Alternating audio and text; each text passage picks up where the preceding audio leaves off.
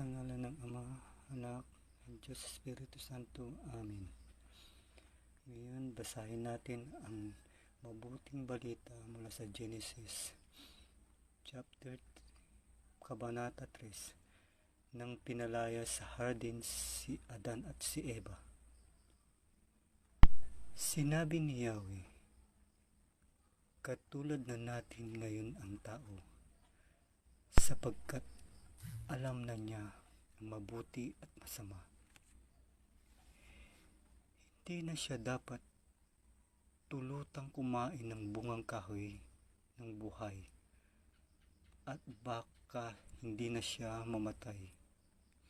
Kaya pinalayas sa halamanan ng Eden ang tao upang magbungkal ng lupang kanyang pinagmulan. Pinalayas nga siya ng Diyos, at sa dakong silangan ng halamanan ng Eden ay naglagay siya ng bantay ng kerubin. Naglagay rin siya ng espadang nagniningas upang hindi malapitan ni naman ang punong kahoy ng buhay. Isunod natin ang pagsilang ni Cain at si Abel.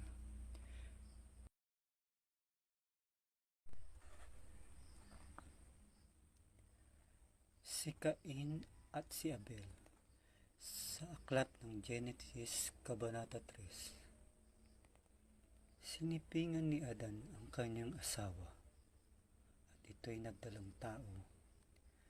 Nang isinilang ang kanyang panganay na lalaki, ay sinabi ni Eva, nagkaroon ako ng anak na lalaki sa tulong ni Yahweh.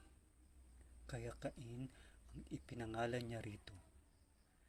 Sinundan si Cain ng isa pang anak na lalaki, at Abel ang ipinangalan nito.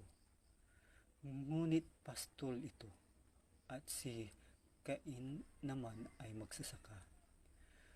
Dumating ang panahon na si Cain ay naghandog kay Yahweh ng ani niya sa bukid.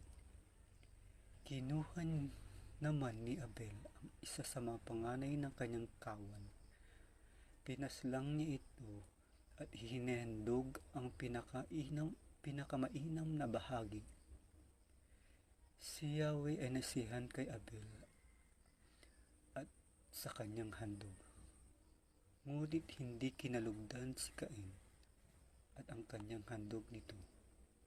Dahil dito, hindi mailarawan ang mukha ni Cain sa tindi ng galit. Kaya sinabi ni Yahweh, anong ikinagagalit mo, Cain? Bakit ganyan ang mukha mo? Kung mabuti ang ginawa mo, dapat kang magsaya.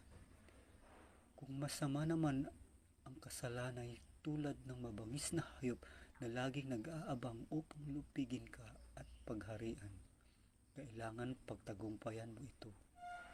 Isang araw, nilapitan ni Cain ang kanyang kapatid.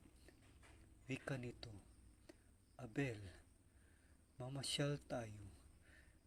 Sumama naman ito, ngunit pagdating sa kabukiran, pinaslang niya ito. Tinanong ni Yahweh si Cain, nasaan si Abel? Hindi ko alam, tugon niya. Bakit ako ba'y tagapag-alaga ng aking kapatid? At sinabi ni Yahweh, Cain, nakapangingilabot ang ginawa mo. Sumisigaw sa akin mula sa lupa ang dugo ng iyong kapatid at humihingi ng paghihiganti. Susumpain ka at palalayasin sa lupain ito upang matigmak sa dugo ng kapatid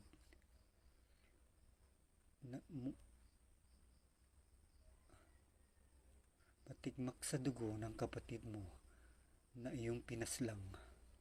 Bungkalin mo man ang lupang ito upang tamnan, hindi ka mag-aani. Wala kang matatahanan at magiging lagalag ka sa daigdig. Napakabigat naman ng parusang ito, sabi ni Cain kay Yahweh. Ngayon, pinalalayas mo ako sa lupang ito upang malayo sa iyong paningin.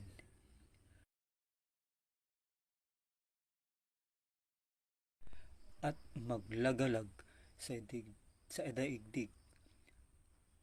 Papasalangin ako ng sino mang makakakita sa akin. Hindi, sagot ni Yahweh. Parurusahan ng 7 ibayo ang sinumang papatay kay Cain. At nilagyan niya ng palatandaan si Cain upang maging babala sa sinuman na ito na dapat patayin. Iniwan ni Cain si Yahweh at tumira siya sa lupain ng Nod, isang lugar sa silangan ng Eden. Ito ang mabuting balita mula sa Aklat ng Genesis, Kabanata 3. Sa ngalan ng Ama, Anak, ng Diyos Espiritu Santo. Amen.